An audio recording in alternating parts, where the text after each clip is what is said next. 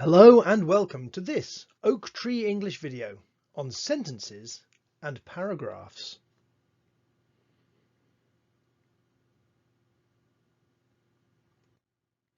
This video will try to explain how to structure three types of sentences into paragraphs. This will be very useful for ESOL and functional skills exams, but also useful for life. We will think about simple, compound, and complex sentences, and then try to combine them into a paragraph. Simple sentences are the most basic. They can consist of as little as 2 words, such as the shortest verse in the Bible, Jesus wept. Here we have a subject, Jesus, doing a finite verb, to weep in the past tense, and it makes sense. These are the basic components of a sentence. It's also an independent clause. Contrary to popular belief, clauses are not just what bearses have, nor are they a family of elves who deliver presents at Christmas time.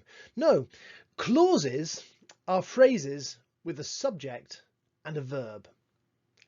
An independent clause is one which can make sense as a sentence in its own right, without help from another clause.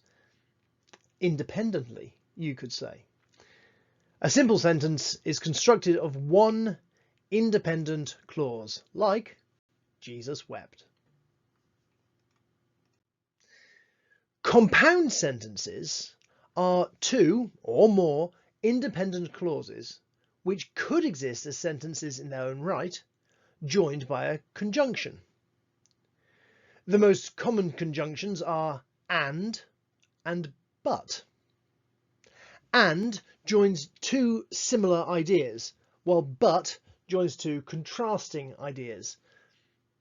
There are other possible conjunctions, which you can remember with the acronym FANBOYS. For, and, nor, but, or, yet, so. FANBOYS. But if you simply can't remember these, or don't want to fill your heads with such things at the moment, just remember the 2 most common, and but. Shall we look at this in action, building on our first example, Jesus wept? Another independent clause might be, he got his feet wet. He got his feet wet. That can work as an independent clause, as a sentence in its own right. These 2 are 2 independent clauses. They're related, but not the same sentence. But we can make them one sentence by joining them with and. Would you like to see that? Of course you would. Here it comes. Jesus wept and he got his feet wet.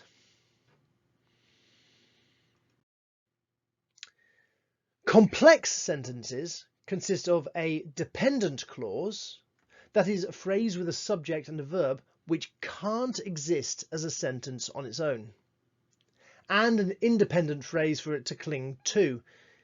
If you want an acronym like FANBOYS for complex conjunctions, it's much less memorable, but much more entertaining.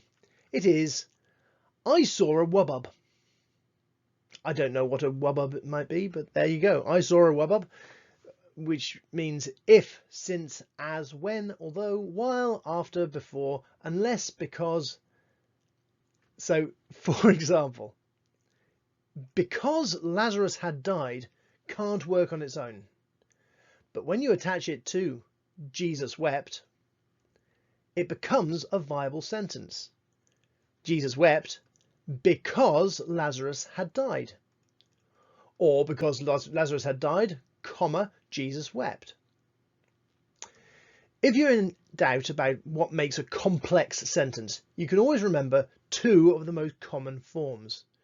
Conditionals, which use if, and sentences including because, causative sentences.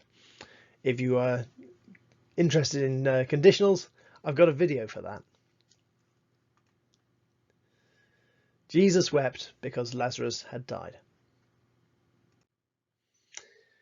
So now you know about sentences. Let's talk about how to collect them into a paragraph. A paragraph is, at its most basic level, a collection of sentences connected by a common topic. A common topic, not a tomocopic. Deary me. Now, one of the most common mistakes I see in paragraphing is making one sentence a paragraph. Students will sometimes hand in a piece of work to me that has one sentence which is split up from the rest of the text. The sentence is often very long. Can I suggest that you keep your sentences to 2 phrases, 2 clauses and a phrase as a maximum? So this can be avoided by splitting a multi-clause sentence into a simple sentence to start, followed by a compound sentence, and then a complex sentence. If you follow that method, you'll find that you hit and often exceed the examiner's expectations. You can remember when to start a new paragraph with the mnemonic tip-top, or top-tip, depending on which way you feel inclined, which stands for time, person, topic, place. To make that explicit, you start a new paragraph if you start a new time period. Make sure you get your tenses to match. Each person deserves a new paragraph. You may have noticed when you read a book with dialogue that each person speaking has a new paragraph, even if it is only a few short words. Equally, when you change the perspective or focus to a different person, you need to start a new paragraph. The most common cause of a new sentence, new paragraph, especially in non-narrative pieces, is a new topic. This is where the subject or the concept under discussion changes. Finally, a new paragraph is required when you change place. You can introduce this with fun little discourse markers like, "Meanwhile, back at the ranch." Apologies for the faux American accent there. I feel dirty all over. Now, paragraph structure. One way to think about the structure of a paragraph is like a sandwich. At the beginning, like a top slice of bread, you have your topic sentence. This sets the topic of the whole paragraph and also acts as a kind of defining roadmap for the rest of it. The middle sentences, like the filling of the sandwich, are where you put things like definitions of terms, lines of argument, narrative details, etc. In the last place, you can put a linking or connecting sentence, which ties the paragraph together and connects with the next paragraph. Would you like to see an example of this? Of course you would. Here it comes. Paragraphs are easy to write. You can start with a topic sentence and end with a connecting sentence. If you fill your paragraph with content, you will doubtless communicate clearly. This way, a paragraph becomes more than a collection of sentences. Let's just break this down sentence by sentence. Paragraphs are easy to write. That is a simple sentence as a topic sentence, one independent clause. You can start with a topic sentence and end with a connecting sentence. The "you" is carried over. You can. This is, of course, a compound sentence. See how this is working? Watch for the next bit. If you fill your paragraph with content, you will doubtless communicate clearly. And that is, of course, a complex sentence. Specifically, it is a conditional, first conditional sentence, if you will.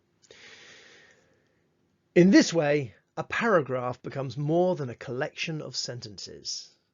And the next piece of writing there would end up being the next paragraph would be a way that a paragraph becomes more than a collection of sentences, and you have a linking paragraph sentence. There you have a paragraph. It is a collection of sentences with one meaning.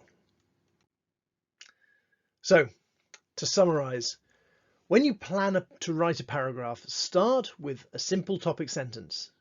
Include a compound sentence joined with and or but. Follow this with a complex sentence, such as a conditional or causation or causative sentence using because. And finish it all off with a concluding sentence which might link to the next paragraph. I hope you've enjoyed this Oak Tree English video on sentences and paragraphs. If you have, may I warmly encourage you to like, share and subscribe. Thanks.